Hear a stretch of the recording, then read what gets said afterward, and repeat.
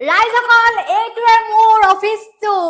আৰু এয়া হৈছে মোৰ কাম আৰু মই অফিচ জইন কৰা মোৰ মানে টাইম হৈছে 6টাৰ পৰা ৰাতিপুৱা একদম দুপৰীয়া 12টালৈকে তাৰপিছত 12টাৰ পৰা মোৰ লাঞ্চ টাইম থাকে লাঞ্চ টাইমৰ পৰা আকৌ 4টাৰ পৰা ৰাতি 11টালৈকে লাগাতাৰ মোৰ আকৌ কাম থাকে আৰু আপোনালোকে যে মোক চেলাৰী কথা মানে সুধিব বুলি গম পাইছে মোৰ চেলাৰী হৈছে 3 সাঁজ ভাত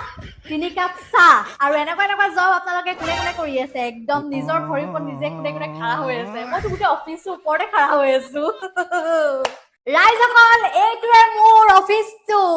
আৰু এয়া হৈছে মোৰ কাম আৰু মই অফিচ জইন কৰা মোৰ মানে টাইম হৈছে 6টাৰ পৰা ৰাতিপুৱা একদম দুপৰীয়া 12টালৈকে তাৰপিছত 12টাৰ পৰা মোৰ লাঞ্চ টাইম থাকে লাঞ্চ টাইমৰ পৰা আকৌ 4টাৰ পৰা ৰাতি 11টালৈকে লাগাতাৰ মোৰ আকৌ কাম থাকে আৰু আপোনালোকে যে মোক চেলাৰী কথা মানে সুধিব বুলি গম পাইছে মোৰ চেলাৰী হৈছে 3 সাঁজ ভাত 3 কাপ চাহ আৰু এনেকুৱা জব আপোনালোকে কোনে কোনে কৰি আছে একদম নিজৰ ভৰিৰ ওপৰত নিজে কোনে কোনে খাৰা হৈ আছে মইতো গোটেই অফিচৰ ওপৰতে খাৰা হৈ আছো